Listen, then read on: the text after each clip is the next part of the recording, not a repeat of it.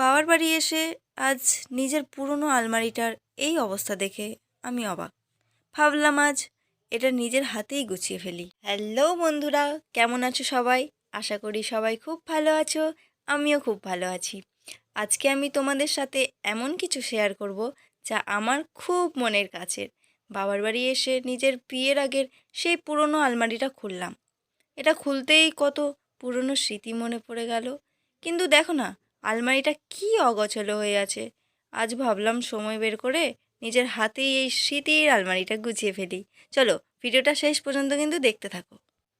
বিয়ের আগে এই আলমারিটাই ছিল আমার পৃথিবী। আমার সব পছন্দের জামা কাপড়, ছোটোবেলার স্মৃতি সব এখানে থাকতো। এখন তো আমি আর এখানে থাকি না, তাই আমার পুরনো জামার সাথে বোনদেরও নতুন নতুন জামা এখানে রাখা হয়। সবাই মিলে ব্যবহার করে দেখো আলমারিটার কী অবস্থা করে রাখছে, পুরো বেহাল করে দিয়েছে। এখানে দেখো জামা, ব্যাগ সব একসঙ্গে একদম গুজে রেখে দিয়েছে। এখানে আমার কয়েকটা পুরনো ব্যাগও পাওয়া গেল। এই যে ব্যাগটা দেখতে পাচ্ছ না, এই ব্যাগটা আমার বান্ধবীরা আমার পাত্রেতে গিফট করেছিল সেই বহু বছর আগে, 4-5 বছর আগে। প্রথম প্রথম এই ব্যাগটা আমি খুব ব্যবহার করেছি, কিন্তু এখন তো আর নেওয়া যায় না, এখন সব স্মৃতি হয়ে থেকে গেছে। তো চলো না বকে আগে আলমারিটা সব জামা কাপড়গুলো বের করে তারপর গোছাতে শুরু করি। দেখে মনে হচ্ছে একটু, কিন্তু যখন বের করি বাপরে বাপ, একদম পুরো ভরে যায়। দেখো, কোথাও যাওয়ার হলে কোনো জামা কাপড় পাওয়া যায় না, কিন্তু গোছানোর সময় কত জামা কাপড়। মাও বলে দেখে, এই যে দেখ কত তোর জামা কাপড়, আর সবসময় বলিস জামা নাই জামা নাই জামা নাই। কিন্তু মাকে কে বোঝায় সব জামা কি সব জায়গায় পরা যায়? তোমরাই বলো, আমার মতো কি তোমাদের মারাও এরকম বলে? বলে থাকলে কমেন্টে জানাও। একে একে সব বের করে নিলাম। এই যে নিচের থাকটা শীতের সব কাপড় ছিল, তো ওটা গোছানোই ছিল, তো ওটা আর বের করলাম না। এই যে এখন চলো একে একে সবগুলো গোছানো যাক।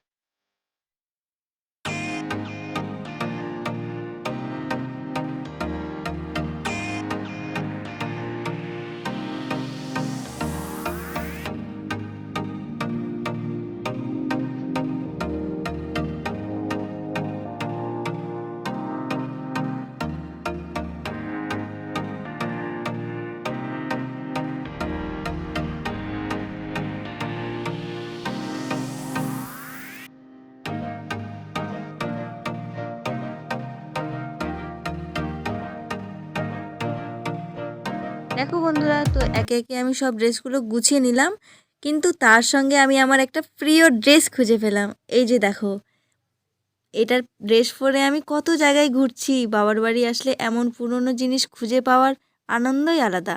তোমাদের কার কার বাবার বাড়িতে এমন জমানো স্মৃতি আছে কমেন্টে কিন্তু জানাবে, হ্যাঁ। এই জামাটা আমার বিয়ের পরে নিয়েছিলাম, তো এটা এখানেই রেখে গেছি। যখন এখানে আসি তখনই এটা পরি, তার জন্য এখানেই রাখা আছে। আর এই যে হচ্ছে এটা এটা পছন্দেরটা বলবো না অপছন্দেরটা বলবো বুঝতে পারছি না, কারণ এটা আমি নিয়েছিলাম শপিং মল থেকে, আমার খুব পছন্দ হয়েছিল, কিন্তু আমার মায়ের পছন্দ না। তো এটা আমি কোনো দিনও পরতে পারিনি, কোনো দিনও না। আমি শুধু নিয়েই রাখা হয়েছে, আর বোনরাও পরেনি, বাস এটা মানে বেকার হয়ে পড়ে আছে। কিন্তু আমার পছন্দ ছিল, কেন কালারটা আমার খুব পছন্দ, কালারটা আমার খুব ভালো লাগছিল। ভাবছিলাম একসময় জিন্সের সঙ্গে পরবো, কিন্তু আর পরা হয়নি, মা পরতেই দেয়নি। তো যাই হোক, এই যে একটা স্মৃতি। তো দেখো বন্ধুরা, আমার সব কিন্তু গোছানো কমপ্লিট।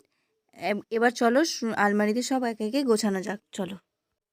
এখন আমি আমার পুরনো জিনিসগুলো একদিকে রাখছি, আর বোনদের জামা কাপড়গুলো অন্যদিকে।